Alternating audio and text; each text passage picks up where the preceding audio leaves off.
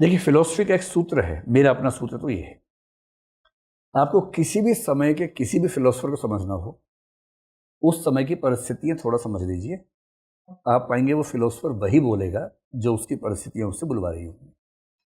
इतना ही नहीं, अगर आपकी परिस्थितियां किसी को पूरी ज्ञात हो तो आप लगभग वही बोलेंगे जो कोई समझदार व्यक्ति कल्पना कर सकता है कि इन परिस्थितियों में कोई क्या बोलेगा। तो बुद्ध के काल में, बुद्ध का समय आपको पता है 6th सेंचुरी BC का था, तो उस समय कौन सी ऐसी परिस्थितियां थी, आपने हिस्ट्री में खूब पढ़ा हुआ है। हल्का सा रिवाइज कर लेते हैं, मोटी मोटी 3-4 बातें, ताकि आपको ध्यान रहे। 6th सेंचुरी BC में आर्थिक परिस्थिति में आपको पता है कि कृषि कार्य में पहली बार लोहे का प्रयोग बड़े पैमाने पर होना शुरू हुआ था।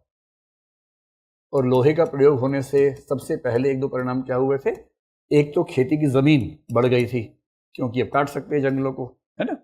और दूसरा, लोहे का फाल यूज करने लगे तो उससे जमीन की उत्पादकता बढ़ गई थी। तो जमीन भी बढ़ गई, जमीन की उत्पादकता भी बढ़ गई।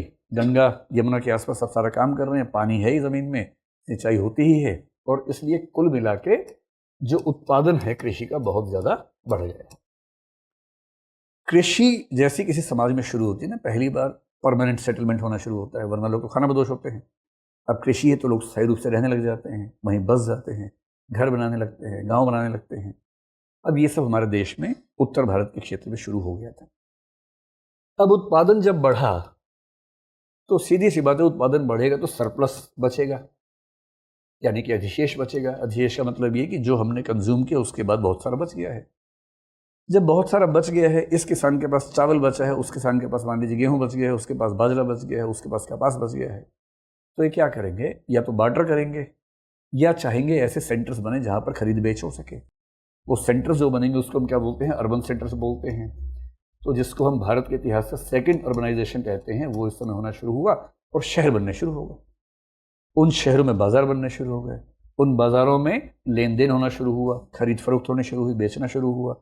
और जब खरीदना बेचना होगा, एक समय तक बार्टर सिस्टम या विनिमय पद्धति से काम चल जाता है, पर एक समय के बाद नहीं चलता है।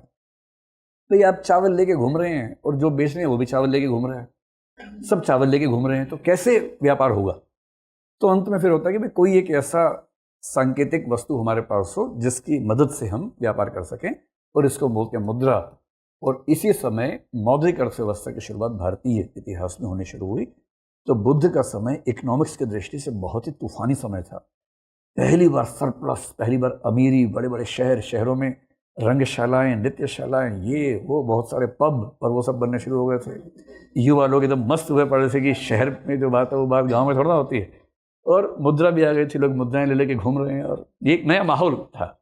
जैसे कोई नया शहर डेवलप होता है, सिंगापुर जैसे डेवलप हुआ 30-40 साल में, दुबई हुआ 20-30 साल में, तो वहाँ के जो लोग शुरू में थे और 30 साल बाद जब वो देखते हैं अंतर क्या है, कुछ कुछ वैसा अंतर यहाँ के समाज को उस समय दिख रहा होगा, अभी मान सकते हैं। राजनीतिक परिस्थितियां ये थी कि आपने एक शब्द सुना होगा, महाजनपद। ऋग्वेद के जमाने में छोटा इलाका था तो वो जन था, लेटर वैदिक में थोड़ा बड़ा हुआ तो उसका नाम जनपद हो गया। अब जनपद को और बड़ा करना था तो क्या हो गया? महाजनपद हो गया। जनपद का मतलब जिला होता है। आजकल बोलते हैं उत्तर प्रदेश में कि इस जनपद में SP साहब बन गए हैं, उस जनपद में DM साहब बने हैं, तो जनपद तो आज भी होता है। महाजनपद का मोटा मोटा समझ लीजिए रेंज या कमिश्नरी समझ लीजिए, कि जैसे इलाहाबाद एक कमिश्नरेट है, उसके आसपास 3-4 जिले मिला के हो जाएगा, महाजनपद हो जाएगा। तो महाजनपद का मतलब आजकल का DIG जो होता है ना, DIG के पास जितना इलाका है, 3 या 4 जिले, उसको बोलते हैं महाजनपद, लगभग कुछ कुछ वैसा। तो करीब 16 महाजनपद उस समय बन चुके थे। और महाजनपद क्यों बन रहे थे, कैसे बन रहे थे? बहुत सिंपल सी बात है। इनमें से अधिकांश में राजतंत्र था, कहीं कहीं इनमें गणतंत्र की व्यवस्था भी थी, जहां पर थोड़ा सा सिस्टम डेमोक्रेटिक हो गया था।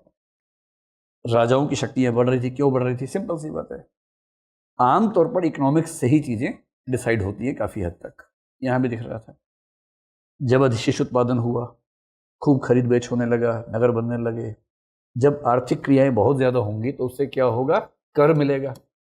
कर आएगा तो राजस्व बढ़ेगा, राजस्व बढ़ेगा तो जो राज्य का कोष है वो बढ़ेगा, कोष बढ़ेगा तो राजा कहाँ खर्च करेगा? सेना पे खर्च कर सकता है, वो हथियारों पर खर्च कर सकता है, आयुध पर खर्च कर सकता है।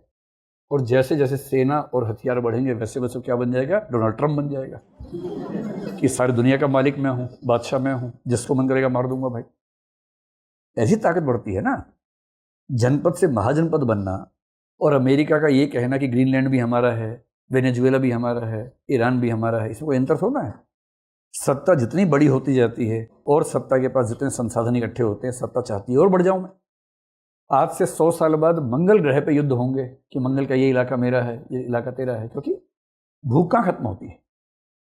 और उस तरह से उस समय राजा बड़े हो रहे हैं, ताकतवर हो रहे हैं और उनके बीच में संघर्ष दिख रहा है।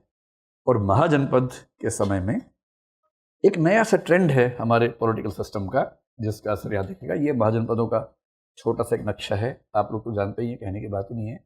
ये जो है हमारा उत्तर भारत है। उत्तर भारत में मोटे तौर पर जिन जगहों पर बुद्ध का संबंध रहा, अगर मैं उनकी बात करूं, ये मगध है। मगध में कौन था राजा उस समय? बिंबिसार था, है ना, जिसका बेटा अजातशत्रु होगा, जो अपने बाप को ही मार देगा, है ना। ये जो वज्जी है, वज्जी की राजधानी थी वैशाली। अगर आप पटना से जाएंगे थोड़ा सा हाजीपुर की तरफ बढ़ेंगे आगे तो वैशाली आज भी आता है, वो वैशाली है। वो वज्जी जो था गणतंत्र, उसका इलाका था। मल्ल का मतलब आज का हो गया गोरखपुर। तो जो कुशीनगर है जहां बुद्ध की मृत्यु हुई वो मल्ल इलाके में आता था, लेकिन आजकल जो गोरखपुर के आसपास का इलाका है उसको आप कह सकते हैं कि मल्ल महाजनपद था। कोसल महाजनपद का मतलब, कोसल तो कौशल्या का इलाका, अयोध्या, अयोध्या उसके केंद्र में है। लेकिन उस समय जो कोसल था उसकी राजधानी कौन सा शहर था? श्रावस्ती थी। तो श्रावस्ती या सावत्थी बोलते थे पाली भाषा में। तो जब भी मैं श्रावस्ती या कौशल बोलूं आप इसका ध्यान रख लीजिएगा। और कौशल के उस समय जो राजा थे उनका नाम था प्रसेनजीत। इनका जिक्र बहुत ज्यादा आएगा क्योंकि बुद्ध के जीवन पर इनका बहुत प्रभाव है प्रसेनजीत का। तो ध्यान रखना, कौशल मतलब प्रसेनजीत का इलाका, श्रावस्ती उनकी राजधानी है। प्रसेनजीत का एक बेटा भी है जिसका नाम है जेत, उसका नाम भी आएगा। जेतवन सुना है कभी आप लोगों ने? तो जेतवन किसका था? बेसिकली जेत का था, यहां से बना है। तो प्रसन्न जेत का बेटा जेत, जिसका जिक्र कहानी के दूसरे हिस्से में आएगा। इधर काशी को समझ लें कि यहां पर एक जगह थी सारनाथ। वाराणसी तो है ही, सारनाथ ऐसी जगह है जहां पर इनका लिंक रहा। मगध साम्राज्य के दो इलाके बड़े महत्वपूर्ण हैं, एक है राजगीर और एक इलाका है गया। वही गया जिसका नाम बाद में हो गया बोध गया, क्योंकि वहां बोधि मिली। तो गया और राजगीर ये थे मगध में। वज्जी में वैशाली हो गया। वैशाली में जो समुदाय काम करता था उसको लिच्छवी कहते थे। तो लिच्छवियों का शासन तंत्र यहाँ पर चलता था। कुशीनगर में मल्लों का ही था। तो आज का गोरखपुर, इसको ध्यान रखिए। ये 5-6 हैं। हालांकि उनकी यात्रा तो और भी हुई, आगे भी हुई, कुरु तक भी हुई, लेकिन मुख्य रूप से बुद्ध के पूरे जीवन का संबंध इन 5-6 जगहों से रहा। तो इन्हीं को हम मुख्य रूप से ध्यान रखेंगे।